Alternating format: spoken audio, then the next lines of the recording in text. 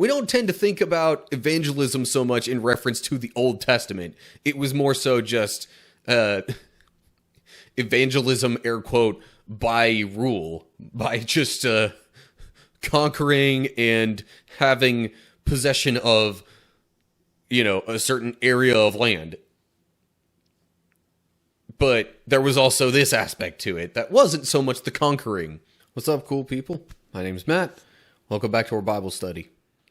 All right. So we are looking at Judges chapter 5, and given that the last chapter revolved around Deborah, this chapter is sort of a continuation of that. So for context, Deborah was what they called a judge of Israel. I think it also described her as a prophet, but basically she was a leader figure that people would go to for advice or wisdom from God or similar things like that. And she called upon a man named Barak to go and attack a particular army that was ruling over them at the time. And the long story short, they succeeded, but not in a way that anybody really expected. The commander of the army fled the scene. What was expected was the opposing army being just outright destroyed. But the commander fled, wound up finding somebody who seemingly should have been friendly because they were known allies of a sort to the king whose armies he commanded. But for whatever reason, the wife of this family wound up just, when the guy went to sleep, wound up killing him in his sleep. So not only is the army just completely devastated, their commander's dead, and then we get into this chapter. So, with that context out there and known, let's dig into the chapter here. So here we go. Judges chapter 5. On that day, Deborah and Barak, son of Abinoam, sang this song. And since it says on that day, I figured that's why the context was important.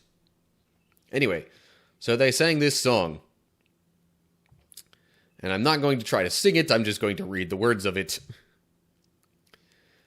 Israel's leaders took charge, and the people gladly followed. Praise the Lord. Listen, you kings. Pay attention, you mighty rulers. For I will sing to the Lord. I will make music to the Lord, the God of Israel. Lord, when you set out from Seir and marched across the fields of Edom, the earth trembled, and the cloudy skies poured down rain. The mountains quaked in the presence of the Lord, the God of Mount Sinai, in the presence of the Lord, the God of Israel. Okay, I am going to pause here and there just to look back at what's been said thus far. I mean, as with a lot of songs you find within the Bible, it's usually either some sort of praise of God about things that he has done, or just God's awesomeness, for lack of a better way to put it. Or, on the flip side, could be some sort of, lament, some sort of, basically saying how terrible the situation is and crying out to God for help or something to that effect. This seems more so the former, for good reason, because they had just, wiped out the armies of the king who had been oppressing them for, I think that was the one where it said it was 18 years, but anyway, at least a couple of decades. Also sometimes battle, victory type songs, yeah. and this is probably going to get into that type of feel, but so far it seems like, it's kind of praising God for past things done and just general mighty acts of God, you might say. And I also find it interesting in verse 3 here, where it specifically says for the kings to pay attention.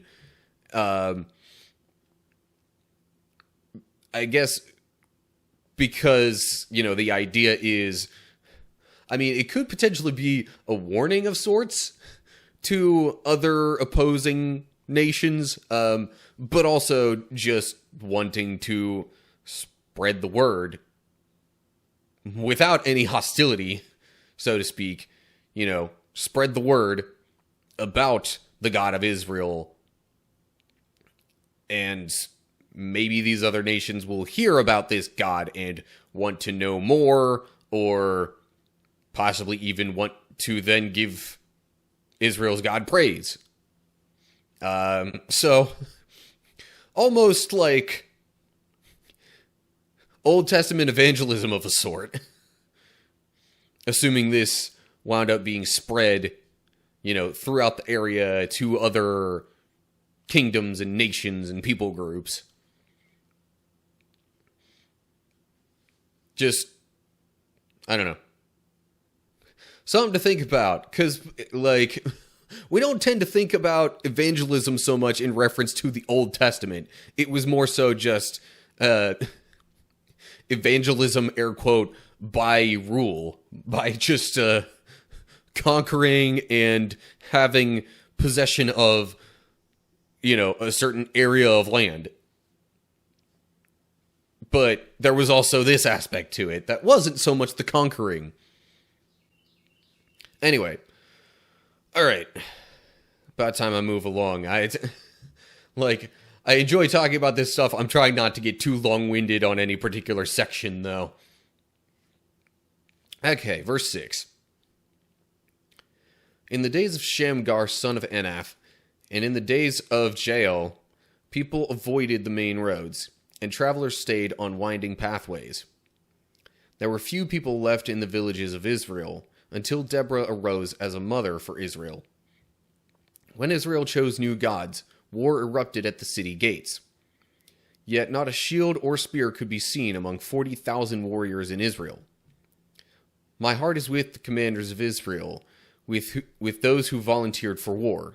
Praise the Lord. Okay. Some things to think about in that little section. So Shamgar was the judge prior to Deborah. It doesn't say a whole lot about him other than apparently he was strong and or very good in battle. And this was actually the person who wound up killing the commander of King Jabin's armies. King Jabin was that king that had ruled over them prior to the most recent battle and them singing this song.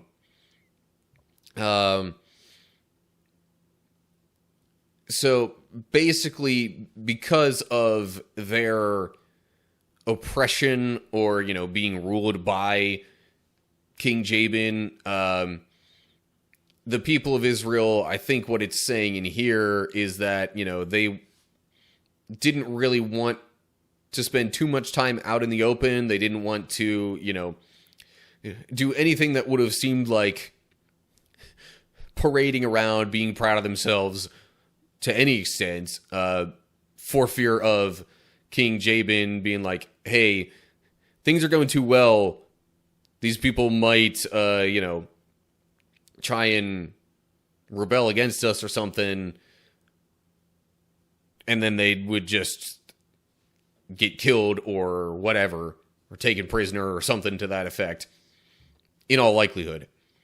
There were few people left in the villages of Israel. Let me take a look at the footnote there.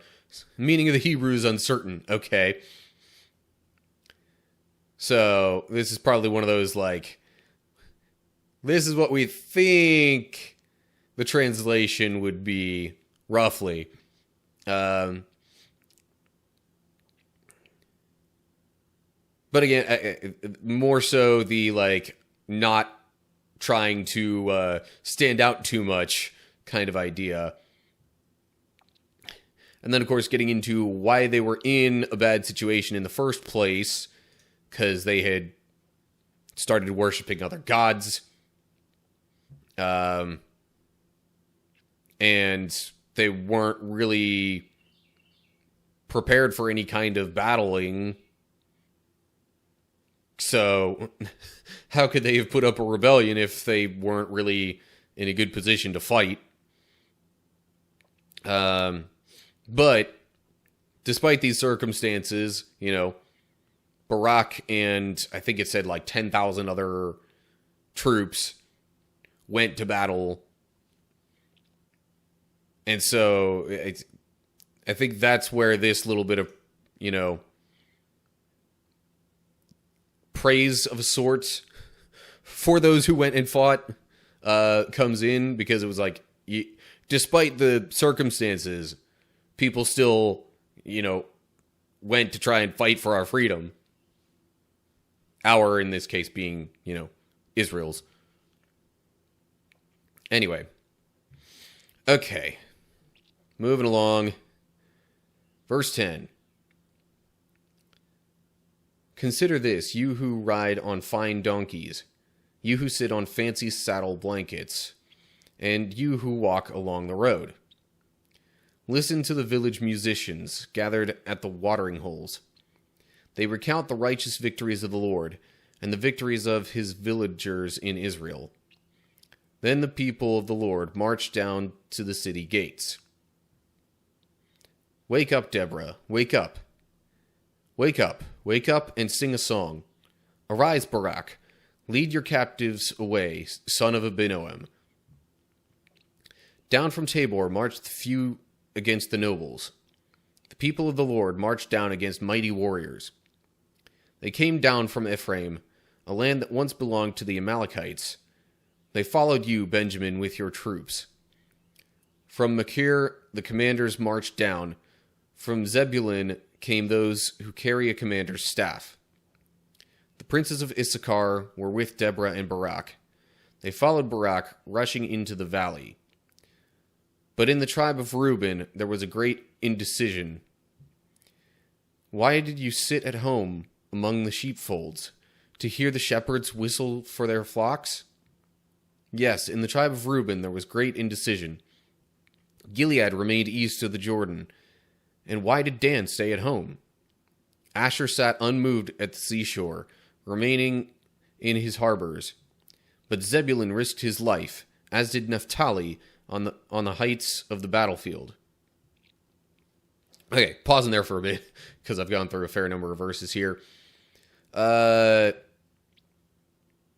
Footnote there about the village musicians also says the meaning of the Hebrew is uncertain.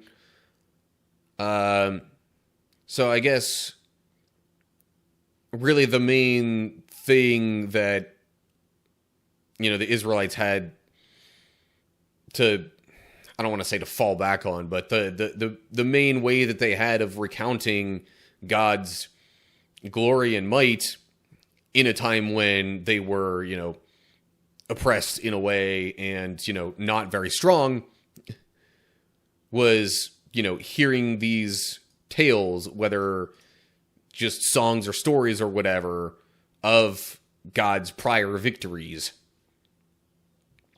And that's like,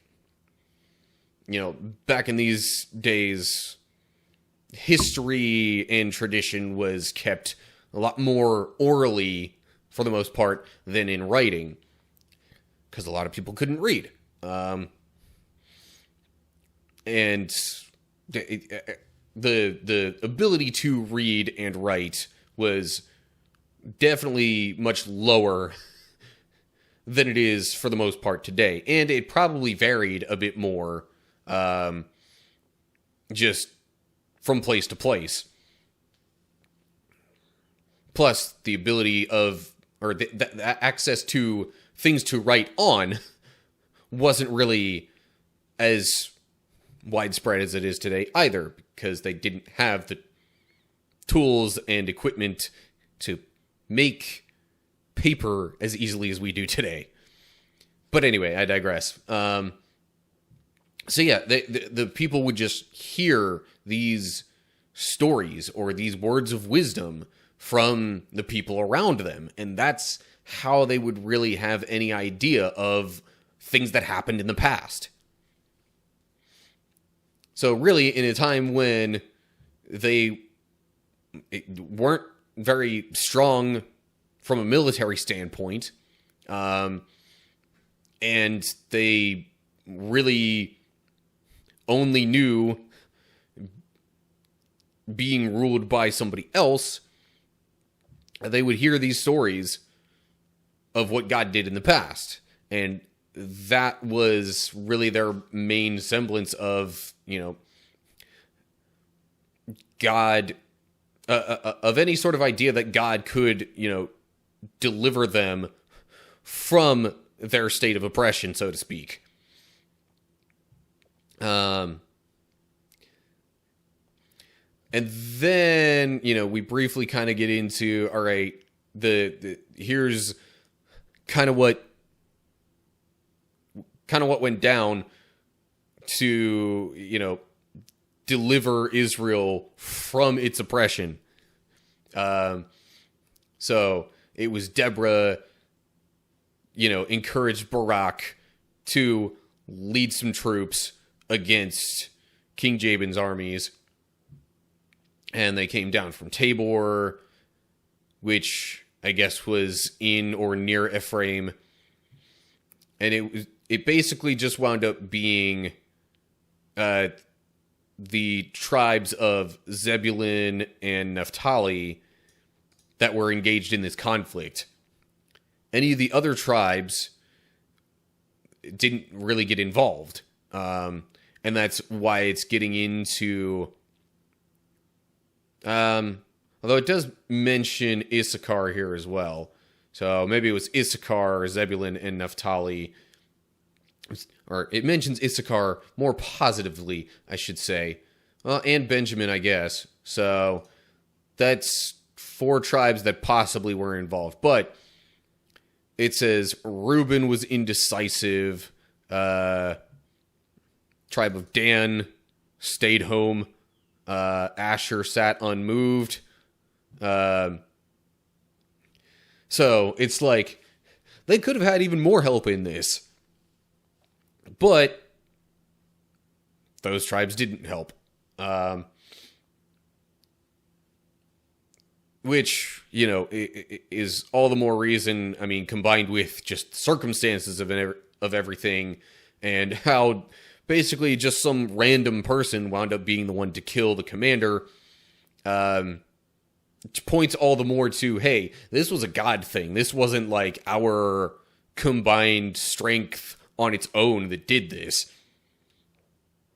Footnote there, where it says, but in the tribe of Reuben there was great indecision, as in some Hebrew manuscripts and Syriac version, which read searchings of heart.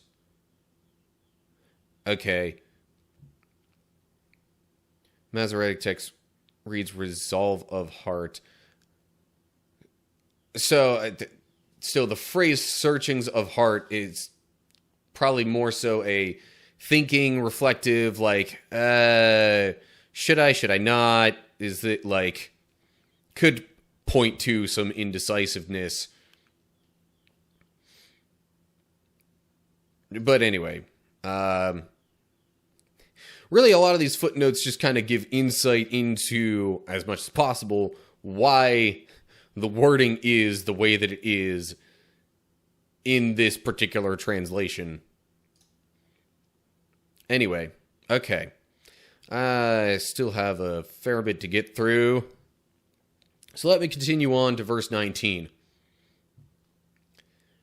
The kings of Canaan came and fought at Tanakh near Megiddo's springs, but they carried off no silver treasures.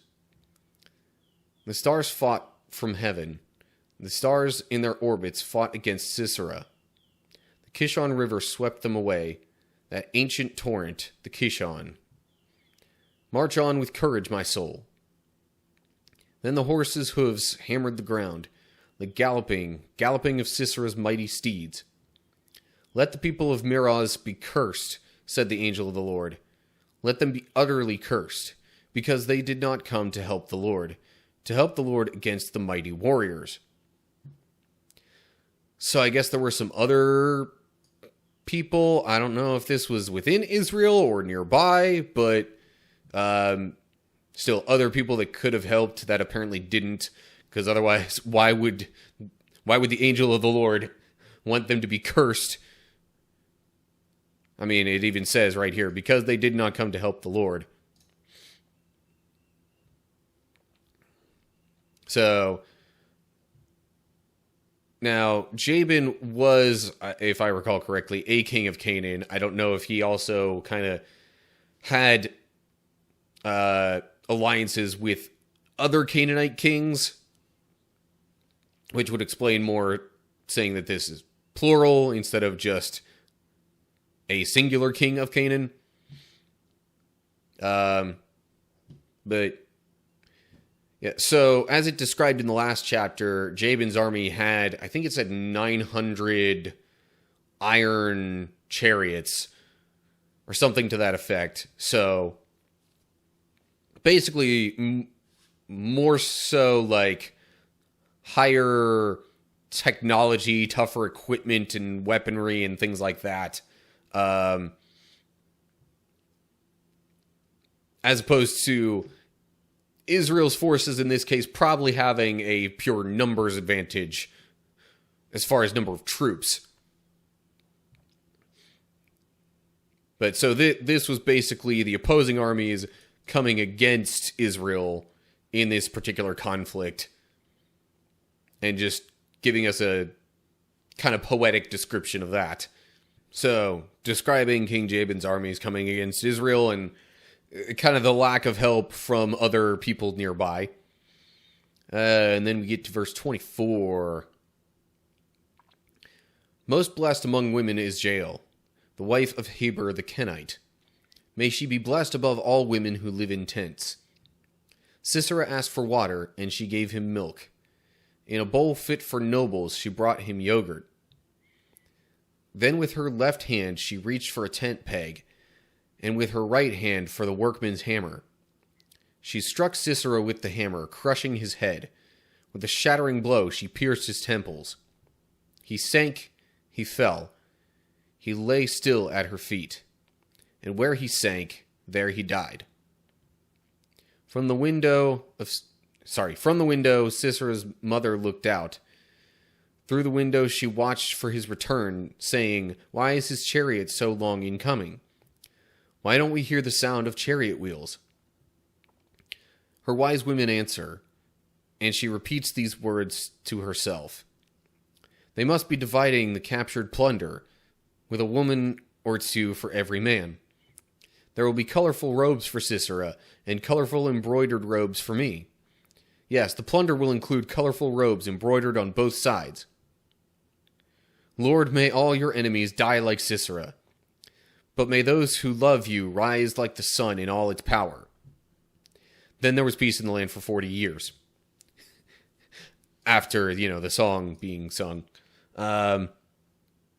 So, yeah, Jael was the woman that actually wound up killing Sisera, who was the commander. And Heber the Kenite, Heber the Kenite and his family, as the last chapter said, seemed to be on good terms, or at least okay terms, with King Jabin, and thus you would think also with his commander.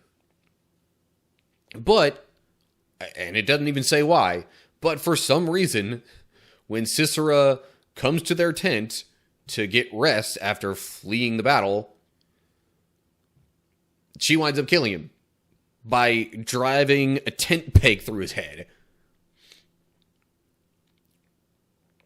So, while, you know, the people of Canaan or whatever, others back on King Jabin's side of things might have been expecting, victory parade or something like that, or at least to, see their forces come back home because of previous victories and whatnot. They're like just sitting there waiting, assuming that, all right, that they're gonna win, so, but they're also wondering why it's taking so long. And the only explanation they can come up with, because they assume Sisera would be victorious, is that, oh man, there must be some really great spoil that they're just figuring out how to divide up and bring it all back. But what actually happened was utter defeat at the hands of Barak, Israel's troops, and, at least in the case of Sisera specifically, at the hands of Jael here. So, all that shook down. The fight was won by Israel. And then after they, pushed back, moved out, possibly even killed, if I remember right from the last chapter, King Jabin, then there was peace in the land for 40 years. Assumedly, that's about how much longer Deborah would have lived. Because most of the time it was whatever the lifespan of the judge wound up being. The people of Israel continued to seek the Lord and obey him throughout the life of the judge. But then shortly thereafter, they would fall away again and start worshiping other gods again. Because of not having a strong leader while having things go well. Well, presumably anyway. At least those were definitely some contributing factors. But anyway, okay, so that wraps it up for Judges chapter 5 and the story of, Judge Deborah and the things that happened while she was judge. Okay, so the whole chapter was really just one big, song of praise, as it was worded there. But pretty much just kind of recapping what had happened in the previous chapter, just in a more poetic form. I'm not sure what else to say about that. So I think that concludes the kind of Deborah story and all that, because it said at the end that there was peace for 40 years. That's usually the transition to the next judge. But anyway, yeah. As always, like and share if you enjoyed the video. Subscribe to the channel and click the bell if you're on YouTube to get updates when I post new videos. If you're seeing this over on Rumble, give me a follow there. Either way, look down in the description to get info on other social media pages and all that good stuff. And leave comments down below there with any thoughts you have. So that'll do it for now. Hope you're all doing well. Hopefully I'll see you soon for another video. But whatever the case is, till next time, stay cool, people.